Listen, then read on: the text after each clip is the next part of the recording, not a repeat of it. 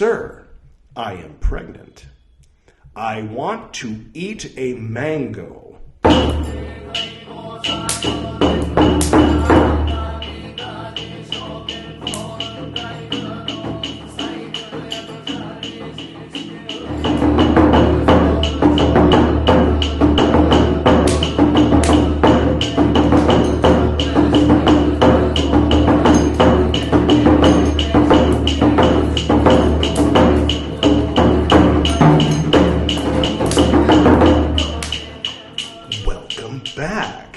This is Buddhist Books Podcast, episode 155, Tipiṭaka, part 88, in which I will be reciting Sekhiyā Dhammā 51 through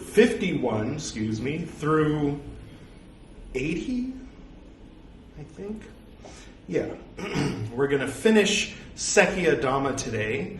I recently learned, you've heard me mention before, and I think it's said in the opening title, that we've been reading Suttavibhaṅga. I recently learned.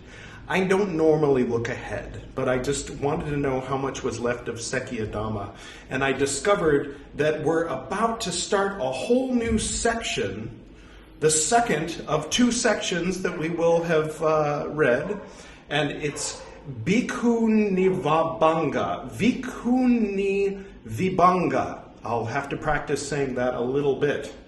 And when I looked into it a little bit, I came to find out that this whole time, for the past 6 months, we have been reading Mahavibhaṅga, which means great Vibhaṅga, if I understand correctly.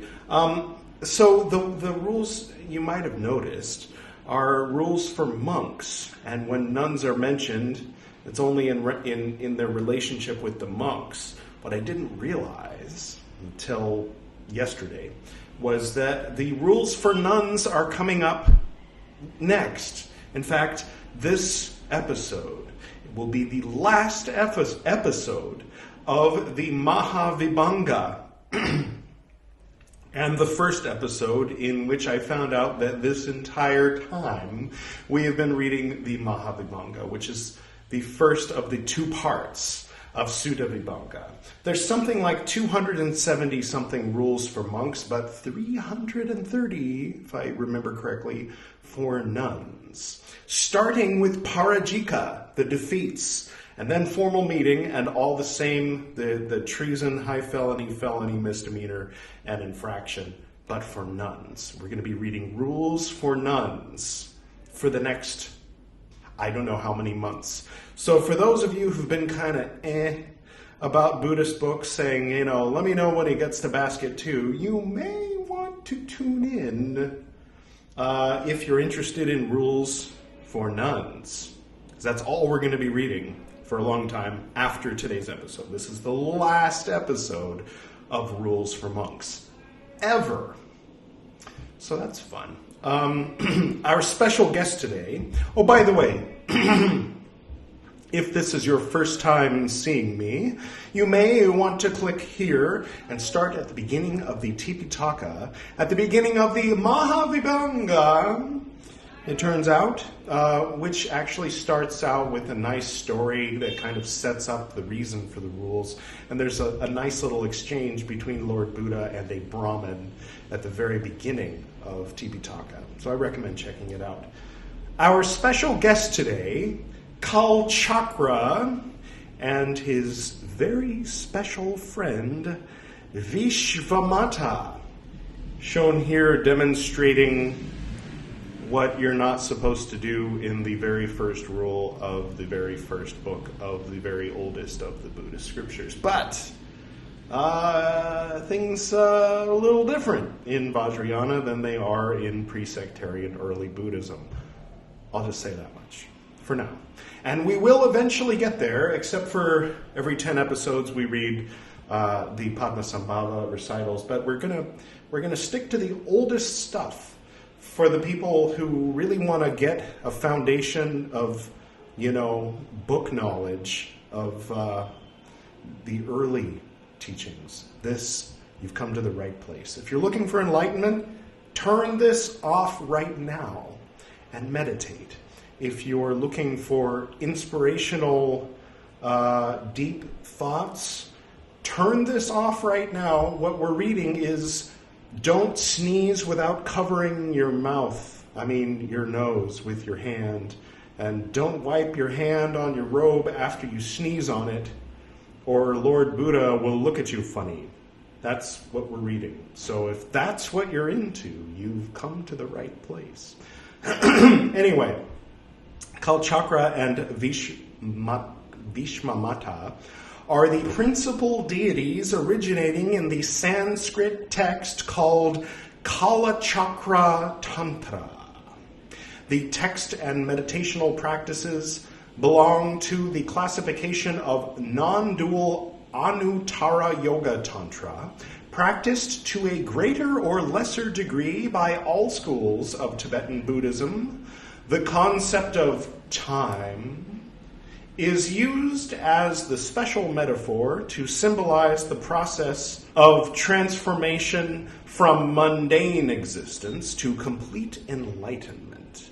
From among the numerous lineages to enter Tibet, the Rewa and Dro are the most famous. Thank you to Himalayan Art Resources. That's what I was just reading. It was from that. It's a website. These things developed outside in India, and then they went to Tibet. People brought them to Tibet, and mostly in the 8th and 9th centuries. And then it was all destroyed by the Mughal emperors and other people who thought that Buddhism was competition for Islam for some reason. I don't know why they thought that back then. People shouldn't think that anymore. With any hope they don't, for the most part. I'm pretty sure that people don't think that way anymore. Comment below. No, don't. Or no. Whatever you want to do. Comment or don't. So, a little more about Kalchakra at the end of the reading. I want to get to the reading before I do any more babbling. So, at one time, the Enlightened One, the Lord, was staying at Gosamba in Gosita's monastery. Now at that time, a milk drink had been prepared for the order by a certain Brahmin. The monks drank the milk, making a hissing sound. A certain monk who had formerly been an actor spoke thus, quote, "It seems that this whole order is cooled." End quote. Those who were modest monks, 3 dots, spread it about, saying, quote, "How can this monk make a joke about the order?" End quote. 3 dots. I will be the first to admit I don't get the joke. Anyway, quote, "Is it true, as is said, that you, monk, made a joke about the order?" End quote. Quote, "It is true, Lord." End quote. The Enlightened One, the Lord, rebuked him, saying, quote, "How can you, foolish man, make a joke about the order? It is not, foolish man, for pleasing those who are not, parentheses, yet, end parentheses, pleased, 3 dots, quote, 3 dots. And having rebuked him, having given reasoned talk, he addressed the monks, saying, quote, "Monks, a joke should not be made about the Enlightened One, or Dhamma, or the order." Okay, Elon. "Just kidding. Oh, shoot, I made a joke, didn't I? Whoever should make, parentheses 1, end parentheses, there is an offense of wrongdoing." End quote. Oh, Elon made it Parajika, so that's where you get kicked out of Twitter. Then the Lord, having rebuked that monk in many a figure for his difficulty in maintaining himself, 3 dots, quote, 3 dots, and thus, monks, this rule of training should be set forth. Quote within quotes. I will not eat making a hissing sound, end quote within quotes, is a training to be observed. One should not make a hissing sound. 3 dots if he is the first wrongdoer.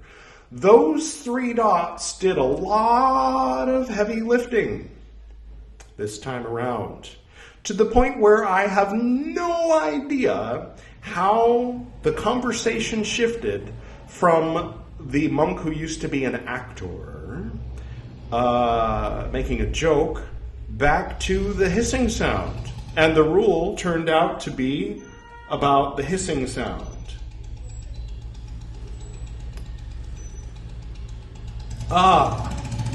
Okay, they're both rules. Oh, okay, so 2 rules were made in Sekhiyā Dhammā 51.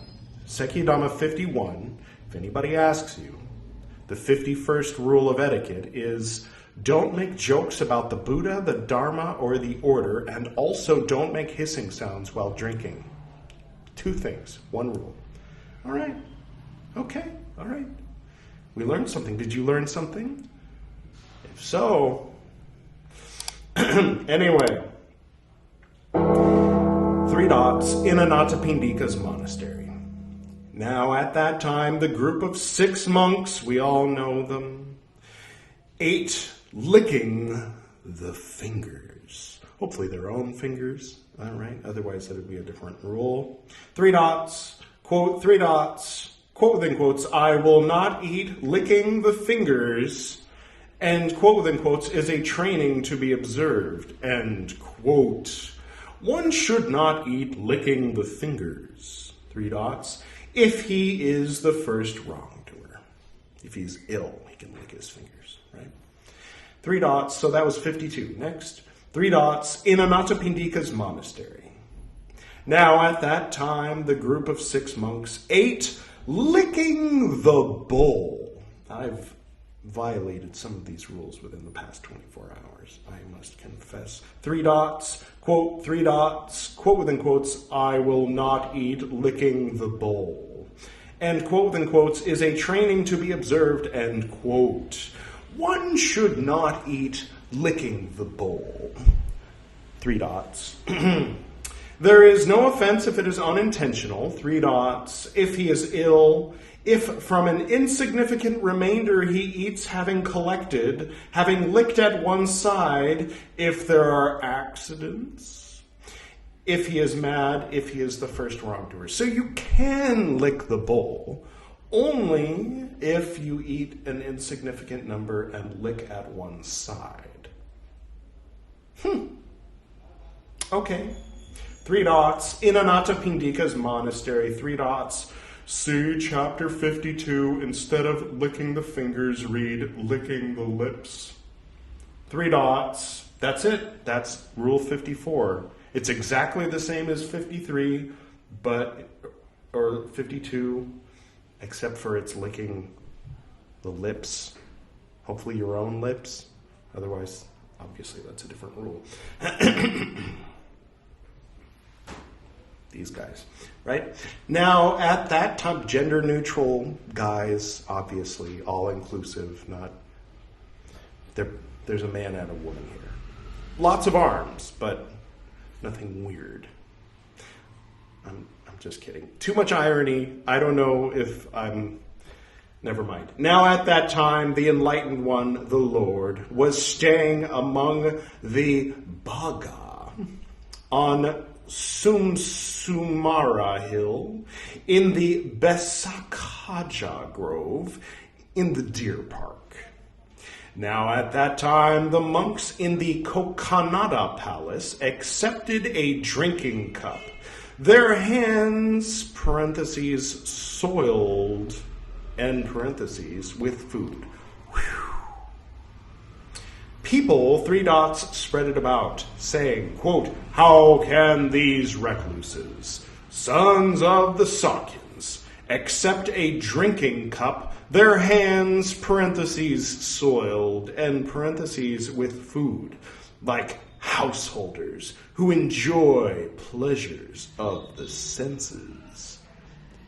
End quote.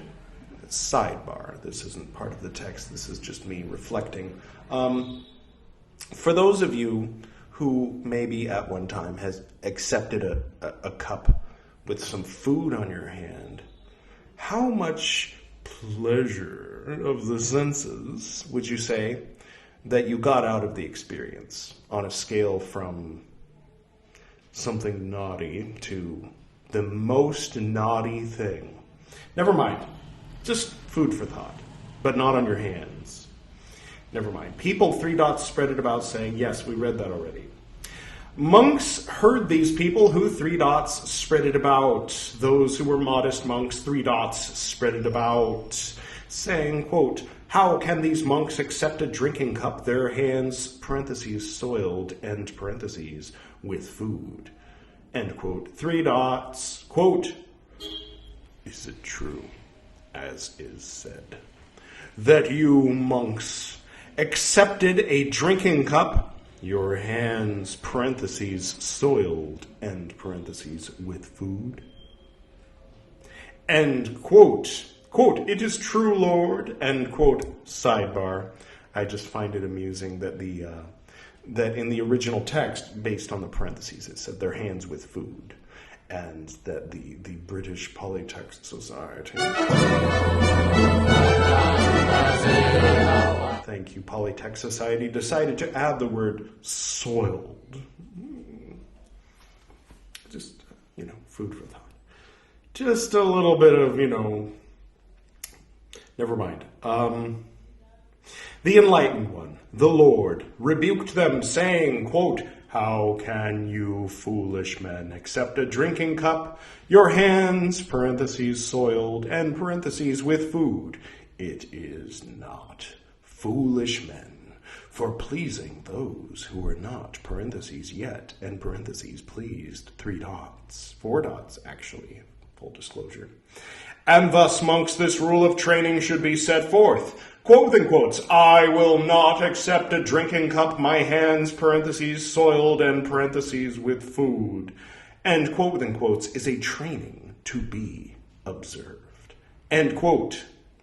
One should not accept a drinking cup, the hands, parentheses, soiled, end parentheses, with food. Whoever, out of disrespect, accepts a drinking cup, the hands, parentheses, soiled, and parentheses, with food, there is an offense of wrongdoing. There is no offense if it is unintentional, if he is not thinking, if he does not know, if he is ill, if he accepts it thinking, quote within quotes, I will wash, and quote within quotes, or quote within quotes, I will, parentheses, I will get, parentheses, someone, end parentheses, to wash, parentheses, my hand, end parentheses, and quote within quotes, or if there are accidents, if he is mad, if he is the first wrongdoer. So that was 55. At that time, the enlightened one, the Lord, was staying among the Bhaga on Sumara hill in the Besakaja grove in the deer park. Now, at that time, monks in the Kokanada Palace threw out amidst the houses rinsings of the bowls with lumps of boiled rice. People, 3 dots, spread it about, saying, quote, how can these recluses, sons of the Sakyans, throw out amidst the houses rinsings of the bowls with lumps of boiled rice, like householders who enjoy pleasures of the senses? End quote. Monks heard 3 dots, parentheses, as in chapter 55, 3 dots, quote, 3 dots, should be set forth, quote within quotes, I will not throw out amidst the houses rinsings of the bowls with lumps of boiled rice, end quote within quotes, is a training to be observed, end quote. One should not throw out amidst the houses rinsings of the bowl with lumps of rice. Whoever out of disrespect throws out amidst the houses rinsings of the bowl with lumps of boiled rice, there is an offense of wrongdoing. There is no offense if it is unintentional, if he is not thinking, if he does not know, if he is ill, if he throws them out having removed or broken up or covered up or taken out, if there are accidents, if he is mad, if he is the first wrongdoer. 3 dots in Anathapindika's monastery. Now at that time, the group of 6 monks taught Dhammā to parentheses someone end parentheses with a sunshade in the hand. Those who were modest monks, 3 dots, spread it about, saying, quote, how can this group of 6 monks teach Dhammā to parentheses someone end parentheses with a sunshade in his hand? End quote. 3 dots. Quote, is it true that you monks taught Dhammā to parentheses someone end parentheses with a sunshade in his hand? Should conjugate the end quote. Quote, it is true, Lord, end quote. The enlightened one, the Lord, rebuked them, saying, quote, how can you foolish men teach Dhammā to parentheses someone with a sunshade in his hand? The person they're teaching has a sunshade in his hand? They keep saying, how can you teach to someone who has a sunshade in his hand? Who has the sunshade in their hand? Comment below. It is not foolish men for pleasing those who are not parentheses yet close parentheses. Please, 3 dots. And thus, monks, this rule of training should be set forth. Quote within quotes, I will not teach Dhammā to parentheses someone end parentheses with a sunshade in his hand. End quote within quotes is a training to be observed, end quote. I think it's pretty clear, or it's a consistent error. So unless it's a consistent error, it's clear that it's saying do not teach the Dhammā to a person when that person you want to teach has a sunshade in their hand. If they want to learn the Buddha's Dharma, they've got to get a sunburn. Okay, follow-up question. Why is that? Maybe a sunshade was considered like decadent or something back then. I don't know. Sit under a tree. All right. And thus this rule of training for monks came to be laid down by the Lord. At that time, monks were parentheses 2 parentheses end parentheses scrupulous to teach Dhammā to parentheses someone end parentheses who was ill parentheses and end parentheses had a sunshade in his hand. People, 3 dots, spread it about, saying, quote, how can these recluses, sons of the Sakyans, not teach Dhammā to parentheses someone end parentheses who is ill parentheses and end parentheses has a sunshade in his hand? End quote. Monks heard these people who, 3 dots, spread it about. Then these monks told this matter to the Lord. Then the Lord, on this occasion, in this connection, having given reasoned talk, addressed the monks, saying, quote, I allow you, monks, to teach Dhammā to parentheses someone end parentheses who is ill parentheses and end parentheses has a sunshade in his hand. And thus, monks, this rule of training should be set forth. Quote within quotes, I will not teach Dhammā to parentheses someone end parentheses who is not ill parentheses and end parentheses who has a sunshade in his hand. End quote within quotes is a training to be observed, end quote. Sunshade means there are 3 parentheses kinds of end parentheses sunshade. White sunshade, sunshade of matting, sunshade of leaves, fastened in the middle, fastened to a rim. Dhammā means spoken by the enlightened one, spoken by disciples, spoken by seers, spoken by devatas, connected with the goal, connected with Dhamma. Dhamma means connected with Dhamma. Now you know.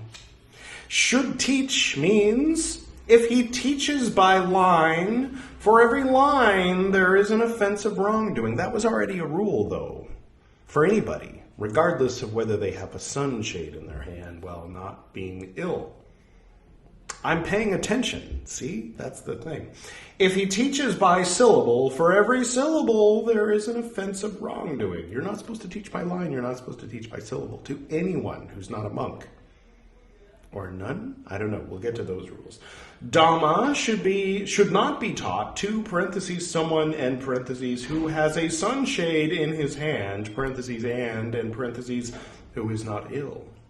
Whoever, out of disrespect, teaches Dhamma to, parentheses, someone, end parentheses, who has a sunshade in his hand, parentheses, and, end parentheses, who is not ill, there is an offense of wrongdoing. There is no offense if it is unintentional, if he is not thinking, if he does not know, if he is ill, if there are accidents, if he is mad, if he is the first wrongdoer. Thus concludes Sekhiyā Dhammā 57. We're going all the way to 70. You can see the timestamp, so you probably know better than I how long this will be. 3 dots in Anathapindika's monastery. Now, at that time, the group of 6 monks taught Dhamma to, parentheses, someone, end parentheses, with a staff in his hand. 3 dots, quote, 3 dots, quote within quotes, I will not teach Dhamma to, parentheses, someone, end parentheses, who is not ill, parentheses, and, end parentheses, who has a staff in his hand. End quote within quotes is a training to be observed. End quote. Staff means, parentheses, the size of, end parentheses, 4 hands of a man of average height. Bigger than that, it is not a staff. Smaller, it is not a staff. Well, all right.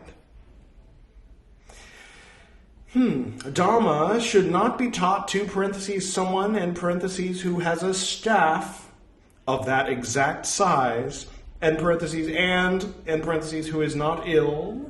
Whoever out of disrespect teaches Dhamma to, parentheses, someone, end parentheses, who has a staff in his hand, parentheses, and, end parentheses, who is not ill, there is an offense of wrongdoing. There is no offense if it is unintentional. 3 dots if he is the first wrongdoer. Again, why, though? And I guess a walking stick would be different than a staff. Maybe it's a 6th century BC Bihar thing?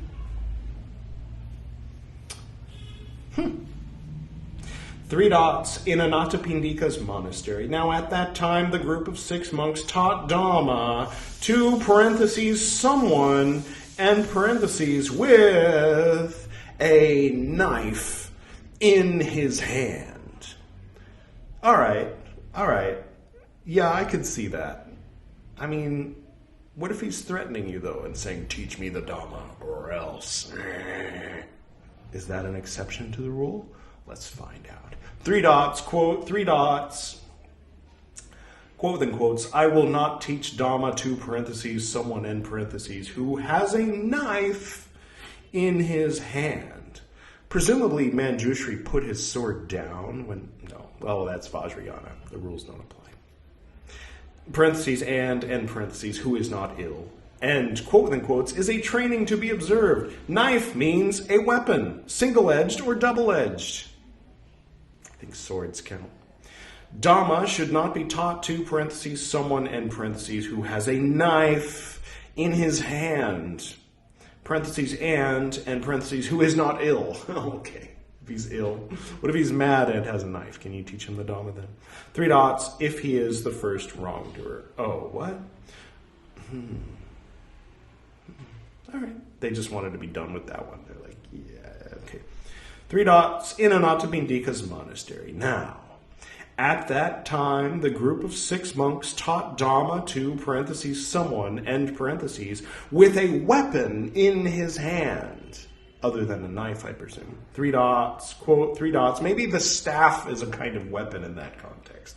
4 hands. That's like a club, right? Like the police carry in U.S. Ouch, Mac, that hurt. Here they carry a bamboo stick. They beat people if they go outside without their mask on during COVID. It's fun. Yes, where were we? A weapon in his hand, 3 dots, quote, 3 dots, quote within quotes, I will not teach Dhamma to, parentheses, someone, end parentheses, who has a weapon in his hand, end parentheses, open parentheses, and end parentheses, who is not ill.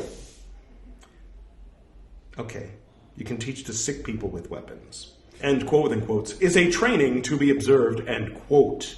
Weapon means a longbow or a crossbow. Oh, okay.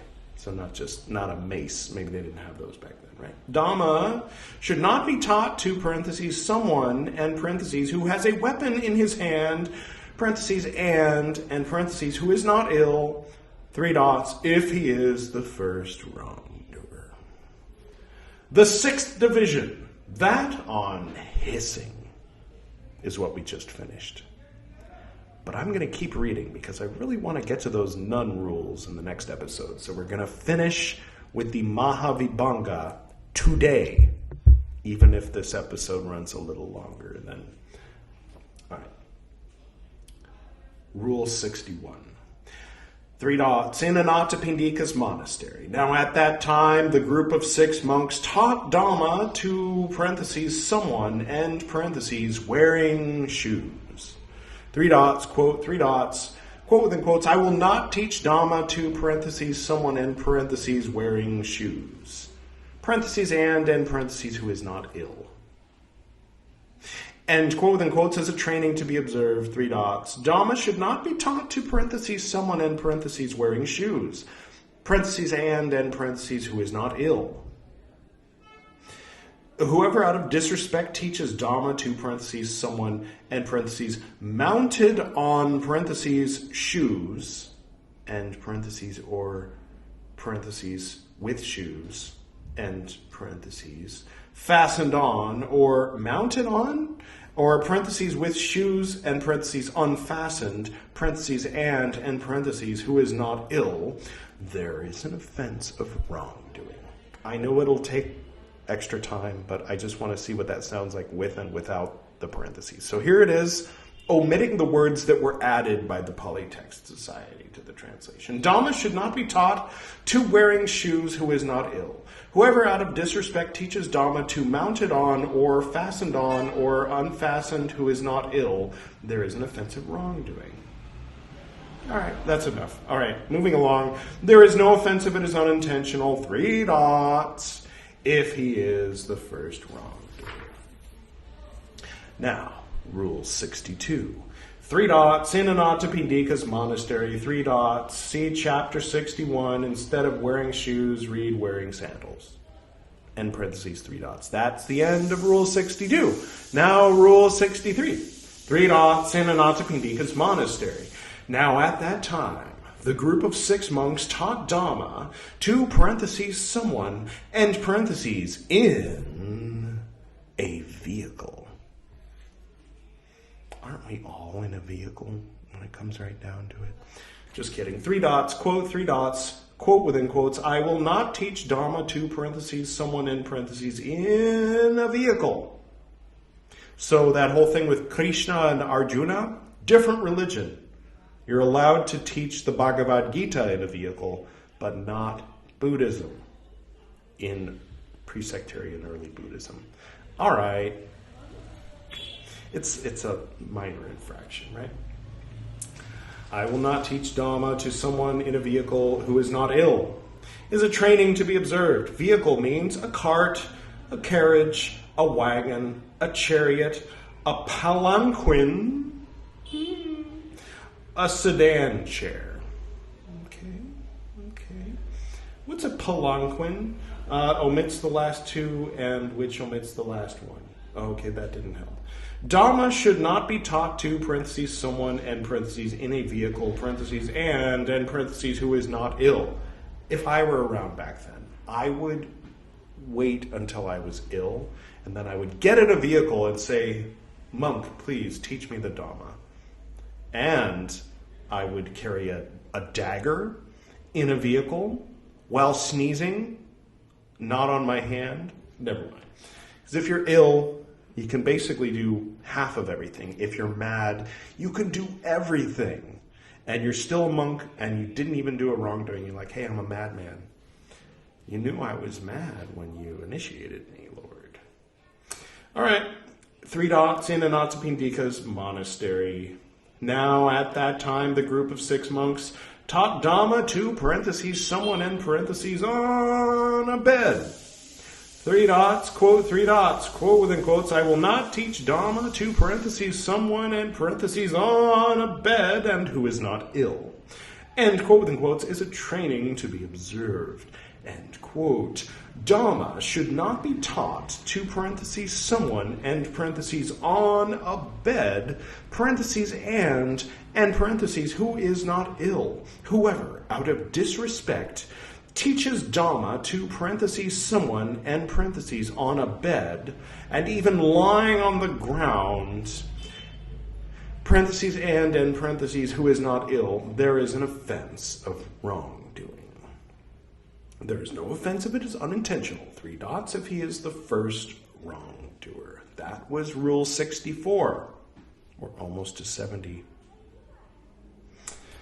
3 dots in Anathapindika's monastery. Now, at that time, the group of 6 monks taught Dhamma to, parentheses, someone, and parentheses, who was sitting down, lolling. Lolling? Like lollygagging? Is that the origin of lollygagging? Maybe.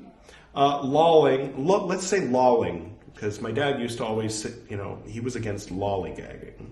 But that might just be the kid who grew up in the 40s version of a previous word, which was lolling. I'm going to assume that's the case. 3 dots, quote, 3 dots. No one says that anymore, just so you know. People who are learning English. Quote within quotes, I will not teach Dhamma to, parentheses, someone, in parentheses, who is sitting down, lolling, parentheses, and parentheses, who is not ill. End quote within quotes is a training to be observed. End quote. Dhamma should not be taught to, parentheses, someone, in parentheses, sitting down, lolling, parentheses, and parentheses, who is not ill.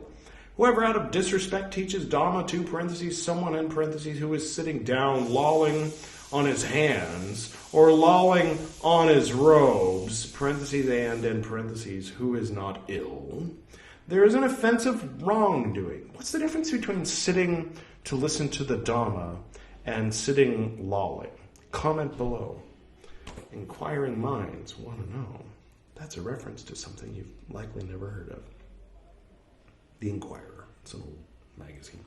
Back before there was like fake news everywhere, there was just like a designated place for fake news. It was called The Inquirer. Or Weekly World News for like totally bonkers, ridiculous, like an alien popped out of my frog's head, and by the way, the frog was me, and I am, Elvis. There is no offense if it is unintentional. 3 dots if he is the first wrongdoer. That was 65. 3 dots in Anathapindika's monastery. Now, at that time, the group of 6 monks taught Dhamma to, parentheses, someone, and parentheses, with a turban on his head. I'm really sorry, Guru Nanak, but, rules are rules. So you got to either take it off or I can't teach you Buddhism. 3 dots, quote, 3 dots, showing some solidarity with Guru Nanak. I'm sorry that you couldn't learn about Buddhism, but I'm wearing a kata while I learn about it. So it's almost the same, right? I mean, Guru Govind Singh, Guru Nanak. Never mind. Quote, within quotes, I will not teach Dhamma to, parentheses, someone, and parentheses, with a turban on his head, parentheses, and parentheses, who is not ill, and, quote within quotes, is a training to be observed, end quote. Now we know why they burned down Nalanda. No, that's probably not the specific reason. Turban on the head means it is a turban when it does not let the ends of the hair be seen. You have to have your hair showing if you want to learn pre-sectarian early Buddhism in 6th century BC Bihar. That's the rule for you time-traveling Buddhists. Dhamma should not be taught to, parentheses, someone, in parentheses, with a turban on his head, parentheses, and parentheses, who is not ill. Add that to the list of all the things I'm going to do simultaneously when I am ill in pre-sectarian early Buddhist 6th century BCE Bihar. I'll have a knife, a turban, I'll be in a vehicle, and in a bed in a vehicle. Turban on the head, we did that already. Whoever out of disrespect teaches Dhamma to, parentheses, someone, in parentheses, with a turban on his head, parentheses, and parentheses, who is not ill, there is an offense of wrongdoing. There is no offense if it is unintentional, if he is not thinking, if he does not know, if he is ill, if he shows the ends of his hair having caused them to be uncovered, if there are accidents, if he is mad, if he is the first wrongdoer. Okay. 3 dots in Anathapindika's monastery. Now, at that time, the group of 6 monks taught Dhamma to, parentheses, someone, and parentheses, with his head muffled up. And quote, within quotes, 3 dots, quote, 3 dots, quote within quotes. Oh, that's not after muffled up was a little footnote. All right. And the footnote says CF number 22. Thanks, Polytech Society. I really appreciate that footnote. Okay. Quote within quotes.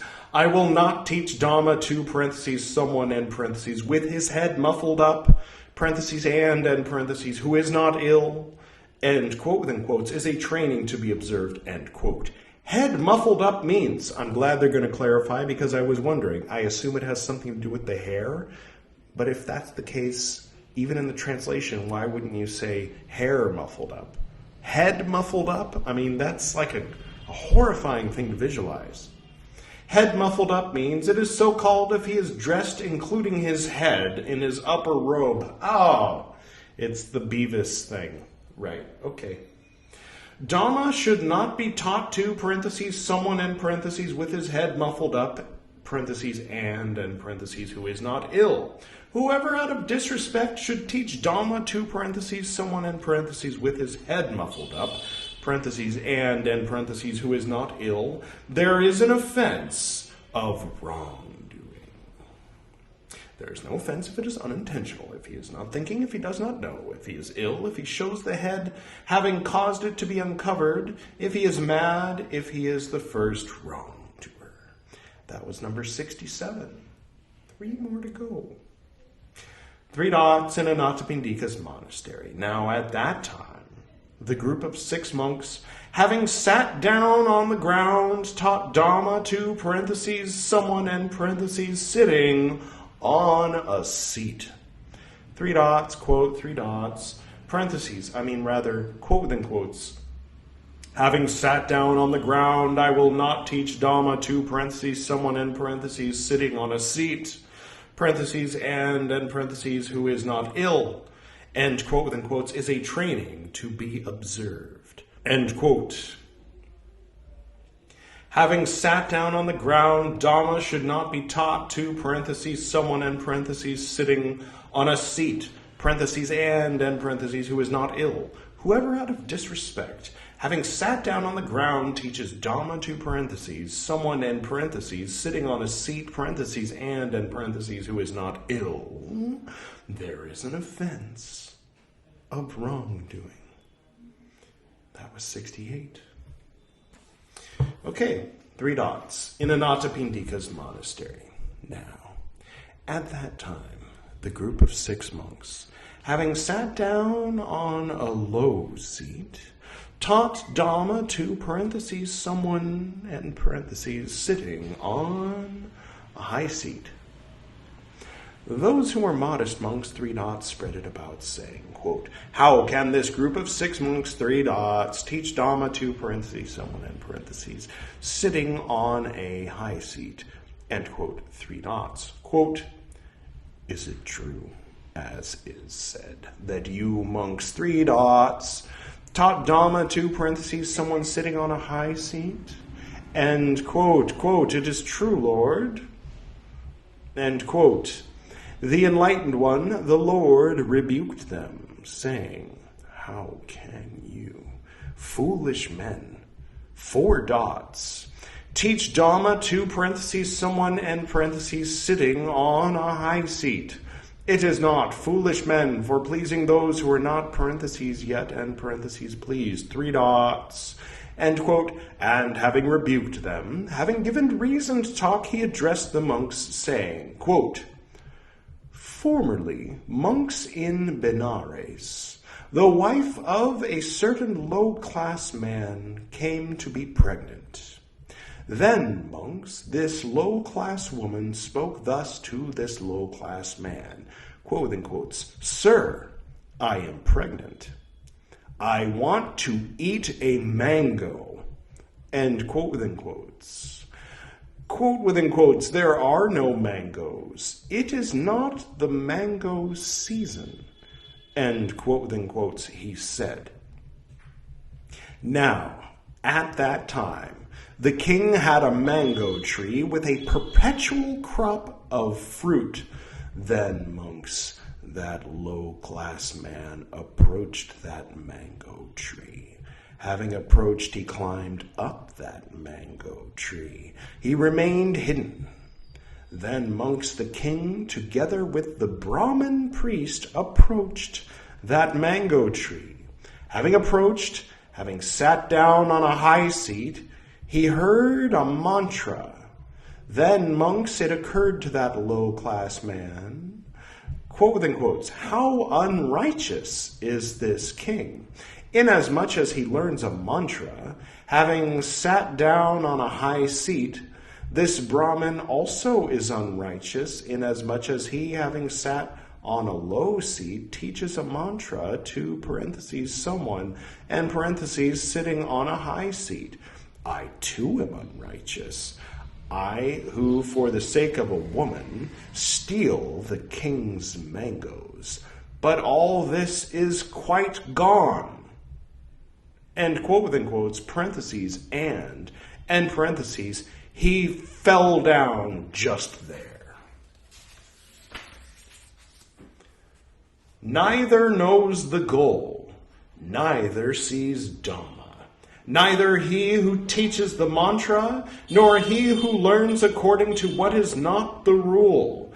My fool is my food is pure congee of rice flavored with meat. I do not therefore fare on Dhamma, Dhamma praised by the noble Brahmin. Shame on that gain of wealth, parentheses that and parentheses gain of fame. That conduct, parentheses, leads and parentheses to falling away, or to walking by what is not the rule. Go forth, great Brahmin, for other creatures boil. Do not you, following what is not the rule, from that break like a pot. What just happened? At that time, monks, to teach a mantra, having sat down on a low seat, to parentheses someone in parentheses sitting on a high seat, was not liked by me.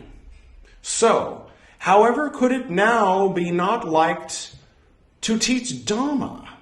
Having sat down on a low seat, to parentheses someone in parentheses sitting on a high seat, it is not, monks, for pleasing those who are not parentheses yet and parentheses pleased.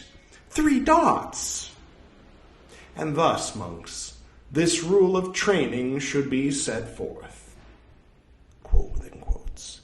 I will not teach Dhamma having sat down on a low seat to parentheses someone and parentheses sitting on a high seat parentheses and parentheses who is not ill and quote and quotes is a training to be observed end quote. Nice of him to throw that little story in there to like wake people up. I was starting to fall asleep. Dhamma should not be taught having sat down on a low seat to parentheses someone and parentheses sitting on a high seat parentheses and parentheses who is not ill. People are like, pregnant? What's happening? Mangoes? Okay, don't teach to low seat, high seat. All right, got it. There's a poem too. Whoever out of disrespect, having sat down on a low seat, teaches Dhamma to someone sitting on a high seat, parentheses and parentheses, who is not ill, there is an offense of wrongdoing. It's a very low infraction. There is no offense if it is unintentional, 3 dots, if he is the first wrongdoer. Oh boy. Oh boy. Oh boy. There's 10 more than I realized. All right. 3 dots in Anathapindika's monastery. Now at that time, the group of 6 monks standing taught Dhamma to parentheses someone and parentheses who was sitting down, 3 dots, quote, 3 dots, quote and quotes. I will not teach Dhamma standing to parentheses someone and parentheses who is sitting down, parentheses and parentheses who is not ill. And quote and quotes is a training to be observed, end quote. Dhamma should not be taught standing to parentheses someone and parentheses who is sitting down, parentheses and parentheses who is not ill.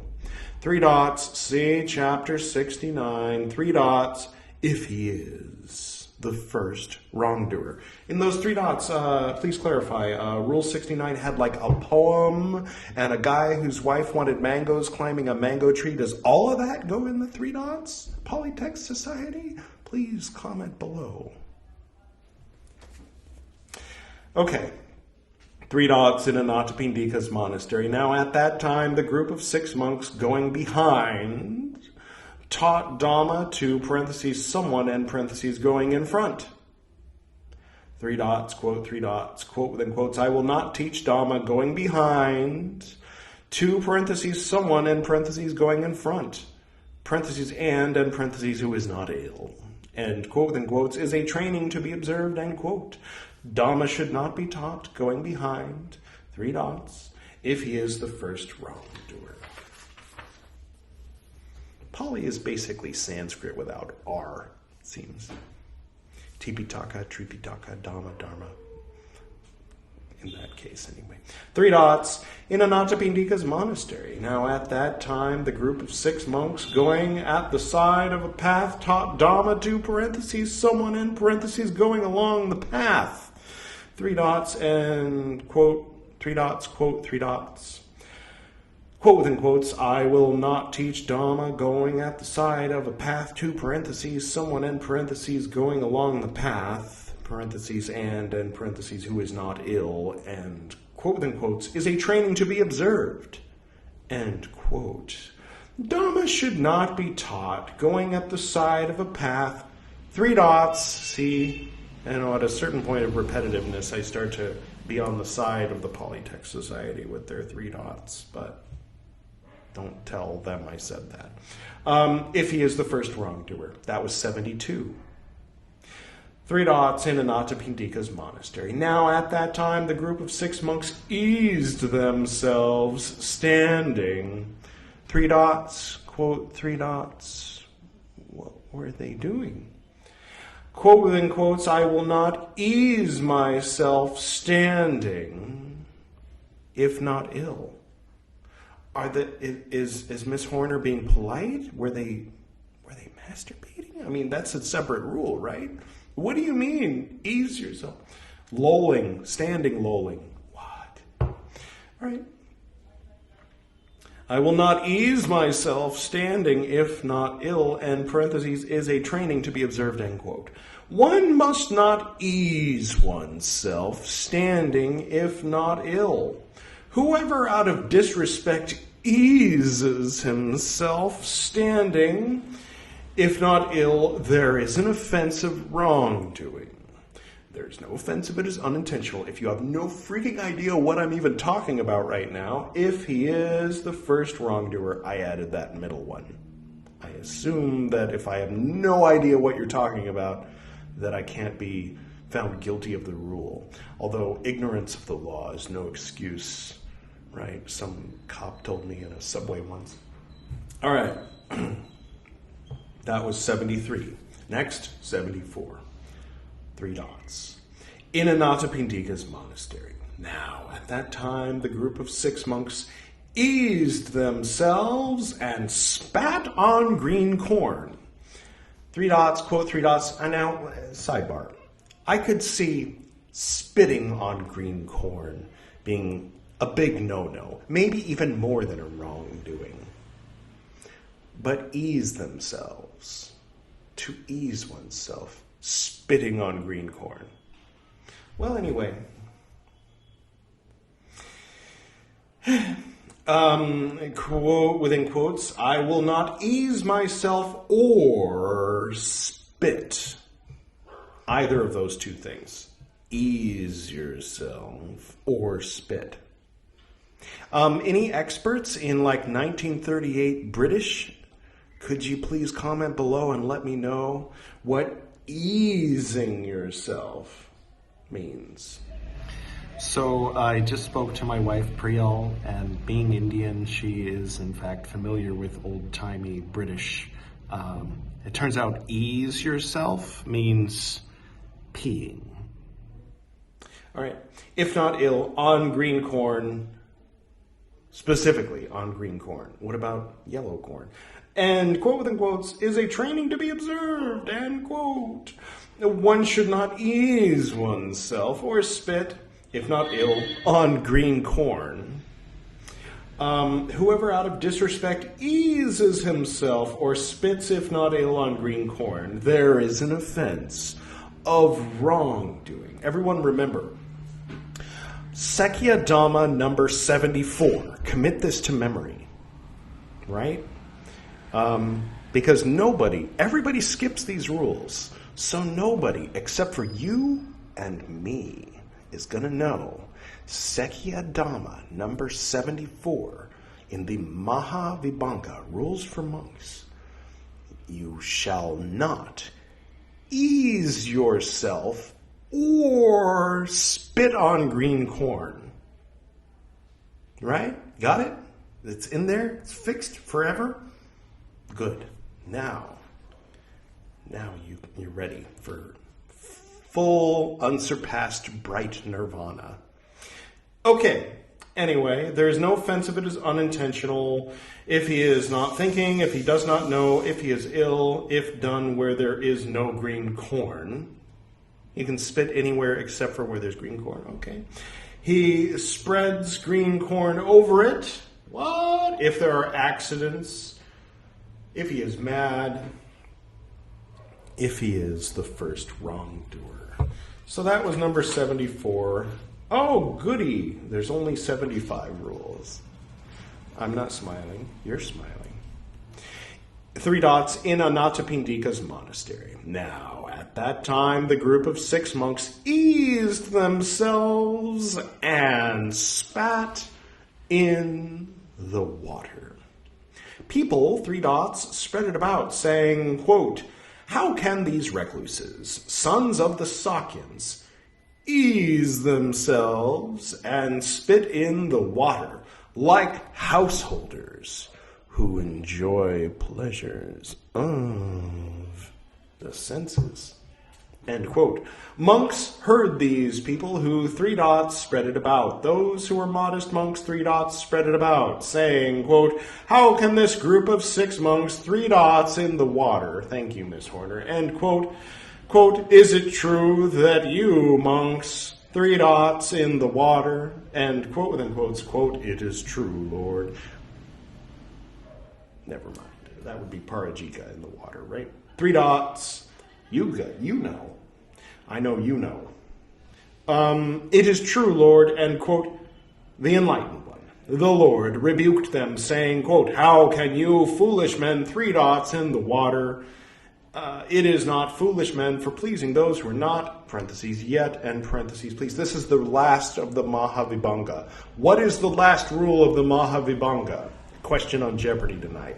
Thou shalt not ease thyself and spit in the water, is the answer. Oh, Pat Sajak.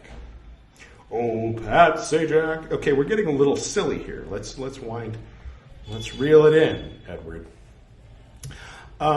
Yes. And thus, monks, this rule of training should be set forth.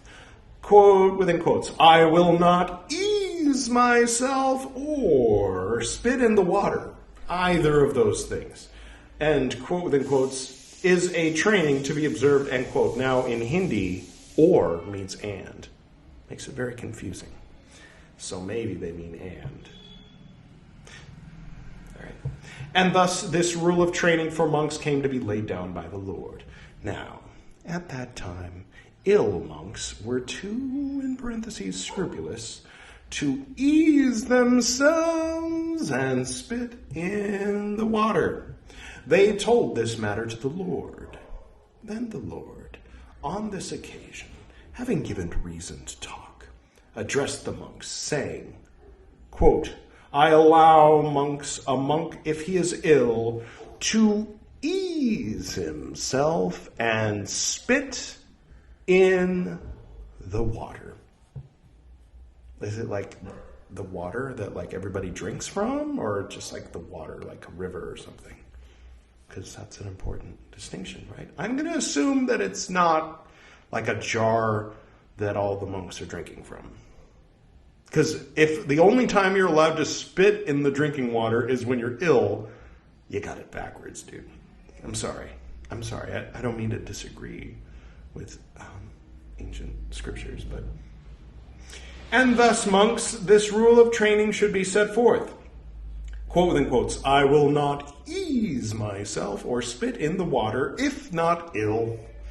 And quote within quotes, "is a training to be observed." End quote. If one is not ill, he should not ease himself or spit in the water. Whoever out of disrespect, if not ill, three dots, offensive wrongdoing. There is no offense if it is unintentional, if he is not thinking, if he does not know, if he is ill, if done on dry land and he pours water over it, if there are accidents, if he is mad, unhinged, in pain, if he is the first wrongdoer. The seventh division, that on shoes. Recited, venerable ones, are the rules of training. Concerning them, I ask the venerable ones, I hope that you are quite pure in this matter. And a second time I ask, I hope that you are quite pure in this matter. And a third time I ask, I hope that you are quite pure in this matter. The venerable ones are quite pure in this matter, therefore they are silent.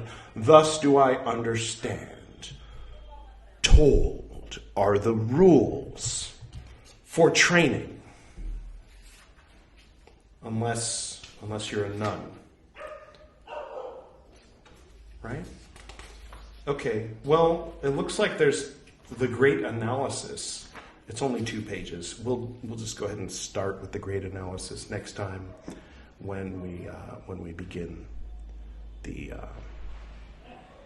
rules for nuns. Okay, so this was a little bit longer than I had anticipated, and I am going to go ahead and throw in the thing that I was intending to throw in at the end for the very, very, very few people who actually stayed through this whole thing until the end. I wrote it down 2 a.m., so here it goes. Sometimes words have 2 meanings. Of course, we all know this. One unfortunate phenomenon, however, is when the more important meaning is forgotten and replaced, one might say usurped, by another, usually an organization. For example, the ancient Sanskrit word Ashtanga means 8 limbs. Ashtanga yoga means 8-limbed yoga, referring to the 8 limbs as taught in the Yoga Sutras of over 2,000 years ago by Patanjali, which are the yama, moral discipline, niyama, observances, asana, the physical gestures, pranayama, the breathing techniques, pratyahara, sense withdrawal, dharana, concentration, dhyana, absorption or meditation, and samadhi, enlightenment or bliss. Fast forward to 1948 in Mysore, India. A man named Pattabhi Jois began teaching a style of primarily asana yoga, meaning the poses, which he called Ashtanga Vinyasa yoga. Over time, it came to be known as Ashtanga yoga, or Ashtanga for short.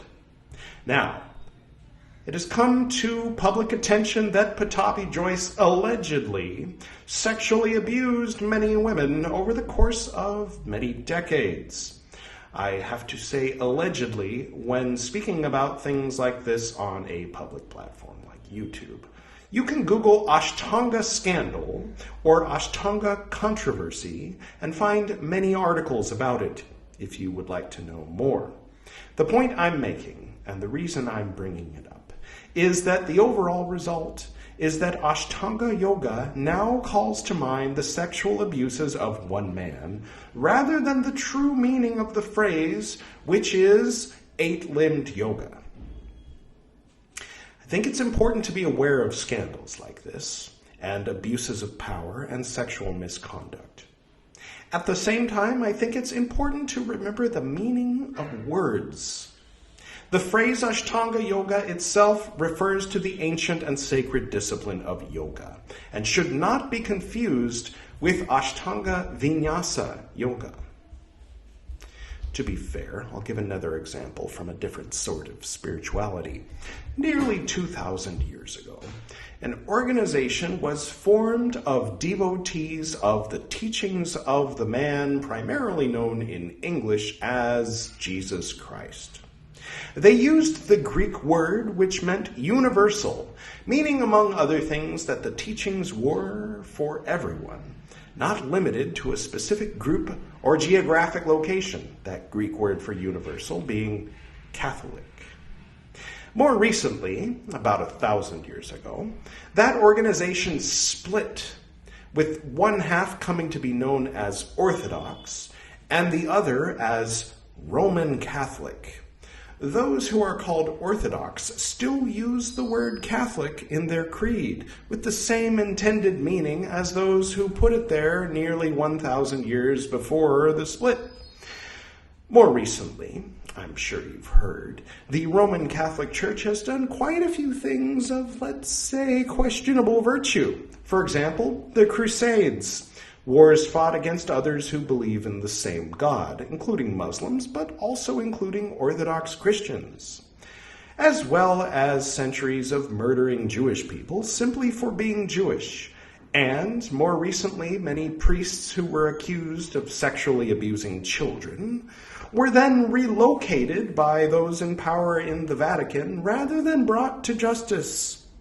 I bring this up because the Roman Catholic Church has come to be called Catholic for short. As a result, you cannot say the word Catholic without people assuming you're referring to that organization, just as you cannot say Ashtanga without people assuming you're talking about the teachings of Pattabhi Jois. Similarly, there is an important distinction to be aware of between Shambhala and the organization called Shambhala International. In the Kalchakra Tantra of Tibetan Vajrayana Buddhism, the word Shambhala refers to a kind of spiritual kingdom, which will be the birthplace of Kalki, the next incarnation of Vishnu, who will usher in a new age, and the ruling kingdom of Maitreya, the Buddha yet to come. Shambhala International, on the other hand, is the present-day name of an organization which was founded in America by a controversial Tibetan Lama in 1970. It was officially named Shambhala International in 1990. Then in 2018, it came out that the then leader of the organization, as well as many other teachers in that organization, had sexually assaulted numerous female students. Again, allegedly.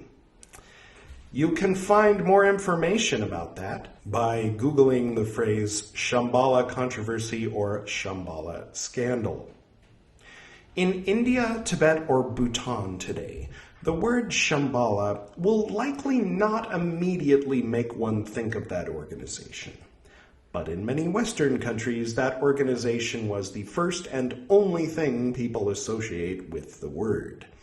I'm bringing it up today because in an earlier episode I misspoke. For some reason, I remembered the name of the organization being Shimbalaya and not Shambhala. But when I double-checked, I realized I was wrong. And the word for the organization is the same as the word for the spiritual kingdom. There's also no affiliation between Shambhala Publications and Shambhala International, though I think 50 years ago there was, but I'm not sure. Comment below. So enough about these disheartening Kali Yuga things, the sacred becoming profane and all. And thank you for going on this ride with me, and I look forward to next time when we get to begin reading the Parajika section of the rules for nuns, the Suttavibhaṅga. I will go ahead and close with the usual prayer for these episodes. To the north and to the south, to the east and to the west, to the spirits of light among us, and to the spirits below, we send out our reverent love and compassion. May all beings be happy. May all beings be serene. May all beings be in peace.